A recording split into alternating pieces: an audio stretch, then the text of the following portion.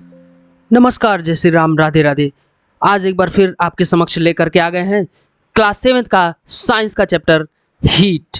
तो आज हम इस चैप्टर में पढ़ेंगे हीट से रिलेटेड वो सभी जानकारी जो हमें अपने क्लास 7 के एनसीईआरटी बुक में साफ साफ मिल जाती है। उससे रिलेटेड सभी जानकारी को हम इस पूरे लेक्चर में, ये लेक्चर मुश्किल से 10 से 12 मिनट का हो सकता है, लेकिन इस लेक्चर को एक बार पूरा पढ़ने के बाद हम ये कैपेबल हो जाएंगे कि हीट से रिलेटेड जो भी हमारे डाउट्स हैं वो क्लियर हो जाएं। मैं कोशिश करूंगा आपके सभी डाउट्स हीट से रिलेटेड क्लियर करने का। फर्दर अगर कोई डाउट्स बच जाता है तो वो डाउट्स हम नेक्स्ट वीडियो में जरूर लेकर के आएंगे, अगर आप कमेंट करेंगे तो आइए शुरू करते हैं। तो सबसे पहले अगर बात करें कि हीट होता क्या है। हीट को अभी तक आप लोग एज अ देहाती भाषा में बोलेंगे हीट मतलब गर्म। क्या है? हीट मतलब गर्म। वो सही भी है, हीट मतलब गर्म ही होता है। लेकिन अगर साइंस भाषा में बोले कि हीट को हम किस तरीके से डिफाइन कर सकते हैं, तो हीट को बोला जाता है heat is a form of energy. क्या है? Heat is a form of energy. भाई जरूर सही बात है।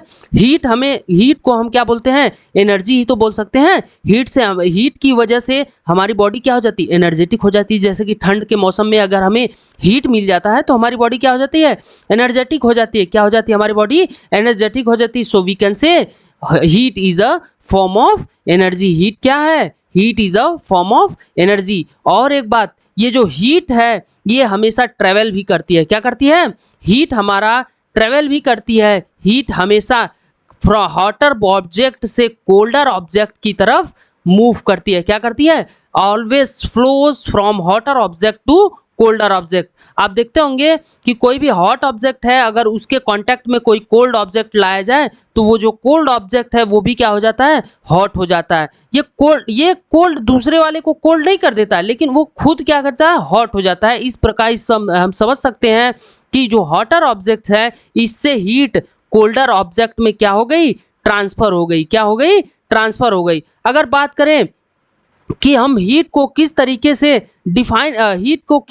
से हम क्या कर सकते हैं? मेजर कर सकते हैं। तो हीट को हम, जैसे कि हम कोई भी सामान लेने जाते हैं तो किलोग्राम में खरीदते हैं। हाँ, अगर हम किसी डिस्टेंस को नापने जाते हैं तो उसको किस में नापते हैं? किलोमीटर में नापते हैं। उसी प्रकार के हीट को किसी भी ऑब्जेक्ट में हीट की कितनी आवश्यकता है तो उसको मेजर करनी हम जूल में नापते हैं या फिर कैलोरी मेजरली। जैसे कि बोला जाता है कोई भी ऑब्जेक्ट अगर खाने वाले होंगे या फिर मेजरली जिम वगैरह हम जाते हैं तो उसमें अक्सर आप सुनते होंगे इतनी कैलोरी बर्न हुई आपकी। इसका मतलब आपने उतना वर्कआउट किया और उतनी एनर्जी आपने ग्रो किया, उतनी एनर्जी आपने लूज किया। ठीक है, इतनी कैलोरी बर्न हुई, ऐसे बोला जाता है। और जूल, कोई भी एनर्जी की एसआई यूनिट क्या होती है? जूल होती है। एनर्जी की एसआई यूनिट क्या होती है? जूल होती है। ठीक है, आगे हम बात करें कि ये हीट को हम किस तरीके से मेजर कर सकते हैं। इसके लिए एक इंस्ट्रूमेंट आता है दैट इज थर्मोमीटर। उसको हम नेक्स्ट स्लाइड में कवर करेंगे। पहले बात करते हैं कि ये जो हमने हीट पढ़ा है, ये हीट जो है इसमें कैसे ये ज़्यादा हो गया, ये कम हो गया, इसको मेज़र करने के लिए थर्मोमीटर हमारे पास इंस्ट्रूमेंट आता है। लेकिन उसके पहले हमारे पास एक टेम्परेचर स्केल आ जाता है। क्या आ जाता है? टेम्परेचर स्केल आ जाता है। जैसे कि सेंटीमीटर, किलोमीटर, ये स्केलिंग पे दी रहती है। Centimetre, metre, inch, millimetre scaling पे दी रहती है। उसी प्रकार से ये टेम्परेचर भी हमारा स्केल पे दिया रहता है। थर्मोमीटर पे बेसिकली टेम्परेचर ही दिया रहता है। टेम्परेचर क्या होता है? इट इंडिकेट्स हाउ हॉट और कोल्ड ऑफ एन ऑब्जेक्ट। हमारा ऑब्जेक्ट कितना कोल्ड है या फिर कितना हॉट है वो कौन बताता है? वो बेसिकली बताता है कौन? वो इंडिकेट करता है, किसके द्वारा इंडिकेट किया जाता है? थर्मोमीटर के द्वारा। किसके द्वारा? थर्मोमीटर के द्वारा। ये हमारा टेम्परेचर स्केल के द्वारा पता चलता है। Next, it measure using a thermometer. Temperature कैसे मेजर किया जा सकता है? It can be measured using a thermometer. आगे बात करें कॉमन यूनिट्स की, तो टेम्परेचर की कॉमन यूनिट्स होती है degree Celsius, Fahrenheit, kelvin. Majorly हम केल्विन और फ़ारेनहाइट में डील करते हैं और सेल्सियस भी डील करते हैं, ऐसी कोई बात नहीं है। तो मेजरली टेम्परेचर को के यूनिट्स की अगर बात करें तो मेजरली 3 यूनिट्स होते हैं, that is degree Celsius, Fahrenheit, kelvin. अब ये हमारा जो टेम्परेचर है ये हमारा कैसे नापा जाता है? It is measured through an instrument called thermometer. अब ये थर्मोमीटर्स भी हमारा बेसिकली दो प्रकार के होते हैं, that is clinical thermometer and laboratory thermometer. देखिए क्लिनिकल थर्मोमीटर क्या होता है? ऐसे थर्मोमीटर जो कि हमारे बेसिक क्लिनिक में पाए जाते हैं। क्लिनिक में बेसिकली किस लिए यूज किया जाता है? बॉडी टेम्परेचर को नापने के लिए, हमारे बुखार है या फिर नहीं है, इस टेम्परेचर को नापने के लिए रखा जाता है और that is called clinical thermometer. ये थर्मोमीटर बेसिकली 32 डिग्री सेल्सियस से लेकर के 42 डिग्री सेल्सियस के बीच में इसका रेंज रहता है। क्यों इतना रेंज रहता है? क्योंकि ह्यूमन बॉडी का हमेशा टेम्परेचर इतना इसी के बीच में रहता है, इसी मेजरली 37, 38, ज़्यादा से ज़्यादा अगर वो 40 तक जाता है तो इसका मतलब एक्सट्रीमली हाई उसको बुखार है, ठीक है। इसीलिए इसका रेंज हमेशा 35 डिग्री सेल्सियस से 42 डिग्री सेल्सियस के बीच रखा जाता है। नेक्स्ट बात करें लेबोरेटरी थर्मामीटर की, तो लेबोरेटरी थर्मामीटर बेसिकली हमारा लैब में पाए जाते हैं, जो कि एक्सपेरिमेंट में यूज किए जाते हैं। इनका रेंज -10 डिग्री सेल्सियस से 110 डिग्री सेल्सियस तक होता है।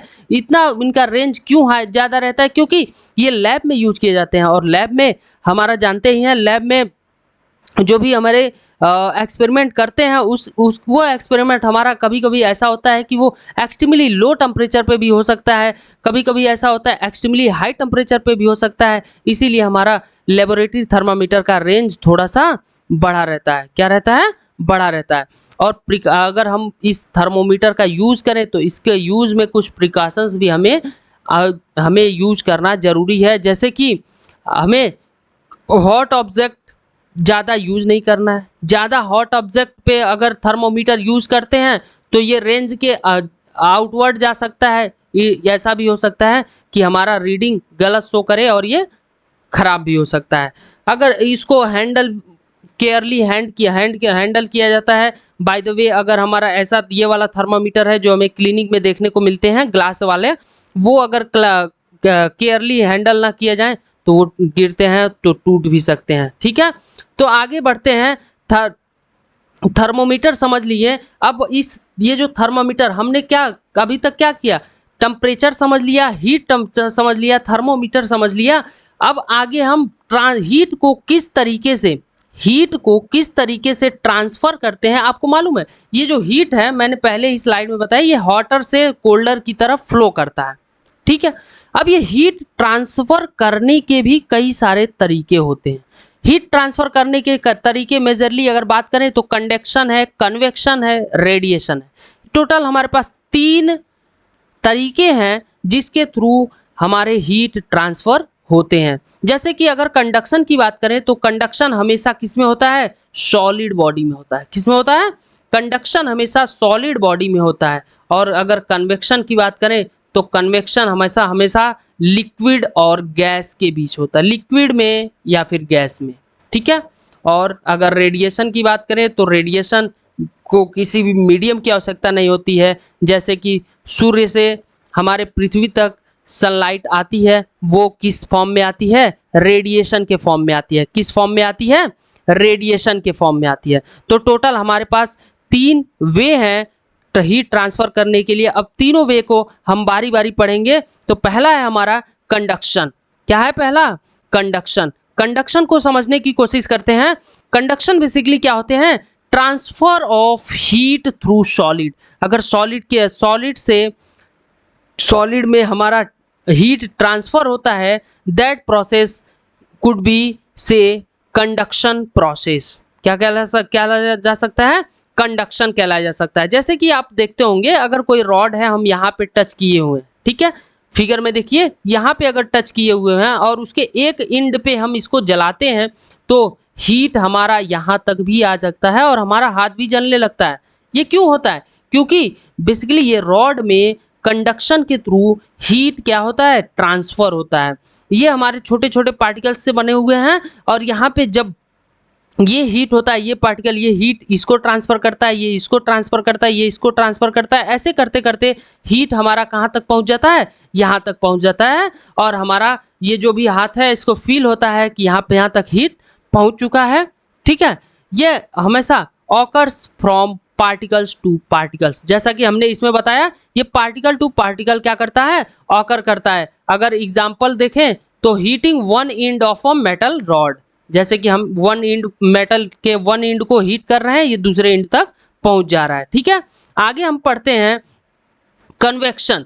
तो कन्वेक्शन क्या होता है, कन्वेक्शन बेसिकली हमेशा किस में होता है, लिक्विड में या फिर गैस में। किस में होता है, लिक्विड में या फिर गैस में। लिक्विड की अगर बात करें, लेट से हम पानी को गर्म कर रहे हैं, ठीक है, यहाँ नीचे से हीट प्रोवाइड कर रहे हैं, तो क्या होता है, नीचे का हिस्सा ये गर्म होता है, और जैसे ही ये हीट होता है, हीट होने के बाद ये अपवर्ड डायरेक्शन में मूव करना शुरू कर देता है, अपवर्ड डायरेक्शन में मूव करना शुरू कर देता है। और ऊपर के जो कोल्ड वाटर हैं वो धीरे धीरे नीचे मूव करना शुरू कर देते हैं।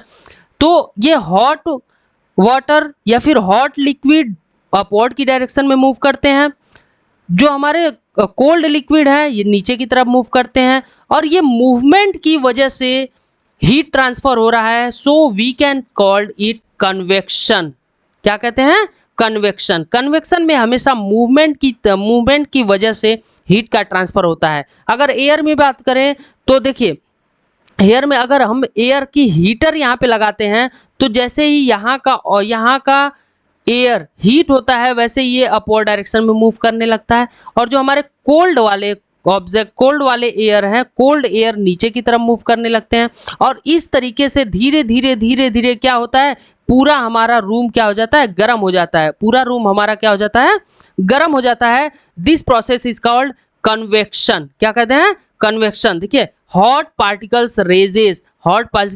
Raises upward direction and cold particle sink. Cold particles क्या होता है, नीचे की तरफ आ जाते हैं। ठीक है, तो और यही हमारा क्या होता है, कन्वेक्शन प्रोसेस कहलाता है। ठीक है, जैसे कि boiling of water, air circulation, जो कि हमने यहाँ पे दिखाया है, ठीक है, फिगर में। आगे बढ़ते हैं, रेडिएशन। देखिए, रेडिएशन क्या होता है, transfer of heat without any medium. बिना किसी मीडियम का अगर हीट ट्रांसफर होता है, that process is called radiation process. Radiation process की वजह से वहां पे हीट ट्रांसफर हो रहा है। किस प्रोसेस की वजह से, रेडिएशन। जैसे कि अगर बात करें तो कि सन की अगर बात करें, सन का लाइट अगर अर्थ तक पहुंच रहा है, बीच में कोई मीडियम नहीं है, वैक्यूम है, मालूम ही है, वहां कोई मीडियम नहीं है, लेकिन फिर भी सनलाइट कहाँ अर्थ तक पहुंच रहा है, तो ये किस फॉर्म में पहुंच रहा है, रेडिएशन के फॉर्म में। किस फॉर्म में पहुंच रहा है, रेडिएशन के फॉर्म में। ठीक है, यहाँ इसमें किसी भी मीडियम की आवश्यकता नहीं होती है, no solid nor liquid nor gas.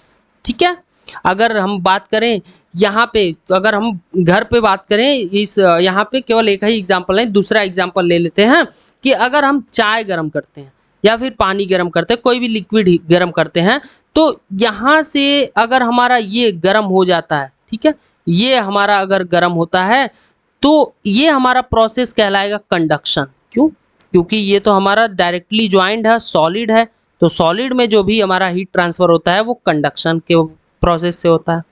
और ये लिक्विड में अगर बात करें तो ये लिक्विड में हमारा कन्वेक्शन के थ्रू हुआ। लेकिन अगर साइड में हम यहाँ पे हाथ रखते हैं तो यहाँ पे भी हमें हल्का हल्का फील होगा कि गर्म है, तो ये किस प्रोसेस से होता है, रेडिएशन प्रोसेस से। अगर लेट से हम आग सेकते हैं, तो ऊपर से अगर सेकते हैं तो ये तो कहलाएगा हमारा कन्वेक्शन, क्योंकि गर्म हो रहा है हवा, और हवा ऊपर जा रहा है, हमारे हाथ तक वो टच कर रहा है, इसलिए हमें गर्म महसूस हो रही है।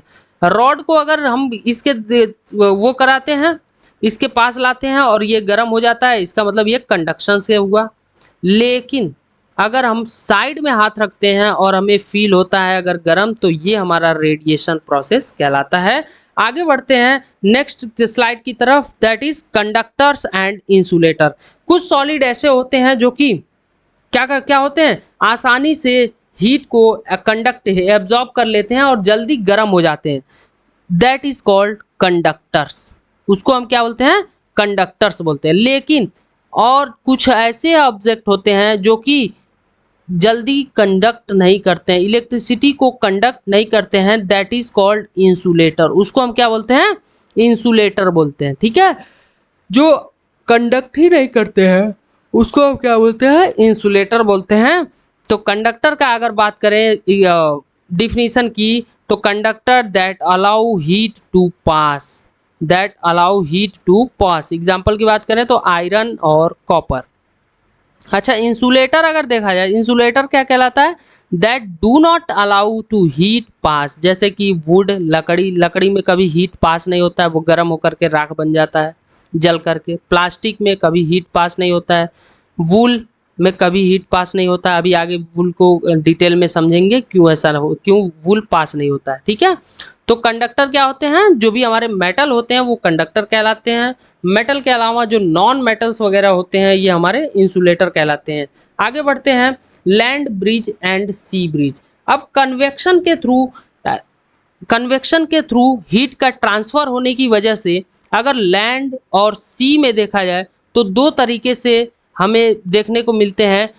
डे के समय में जो हमारे लैंड होते हैं वो जल्दी गर्म हो जाते हैं, नाइट के समय में जो हमारे रात में सी होते हैं वो ज़्यादा देर तक गर्म रहते हैं।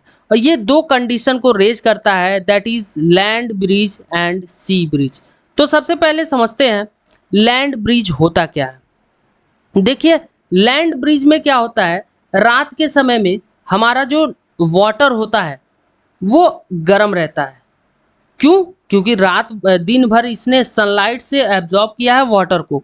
वाटर रात भर रात में देर तक गर्म रहता है। इनफैक्ट ये सूरज डूब जाता है तब भी देर तक गर्म होता है। ठीक है, और देर तक गर्म होने की वजह से, और ये हमारा जो लैंड एरिया है ये हमारा ठंडा पड़ जाता है।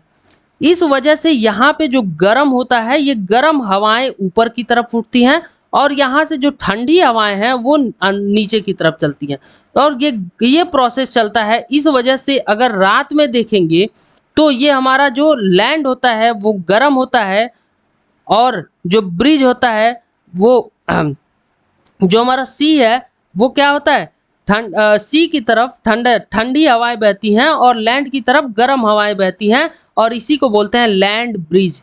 तो मतलब अगर रात के समय में आप जाते हैं नदी के किनारे तो आपको गरम गरम महसूस होगा। क्यों गरम महसूस होगा, क्योंकि नदी का पानी वार्मर रहता है और वार्मर की वजह से यहाँ गर्म हवाएं ऊपर की तरफ बहती हैं और आपकी तरफ पहुँचती हैं, और आपकी तरफ जो भी ठंडी हवाएं होती हैं ये इसमें आती हैं। ठीक है, इसी वजह से इसको क्या बोला जाता है, लैंड ब्रिज बोला जाता है। नेक्स्ट अगर बात करें सी ब्रिज, तो सी ब्रिज आपने ऐसा महसूस किया होगा कि कभी अगर आप गए होंगे नदी के किनारे दिन के समय में तो आपको ठंडक महसूस होगी। क्यों ठंडक महसूस होती है, क्योंकि जो लैंड पे गर्म हवाएं होती हैं दिन के समय वो किसकी तरफ मूव करती हैं, वो मूव करती हैं सी की तरफ, और सी में जो ठंडी हवाएं होती है वो आपकी तरफ मूव करती हैं।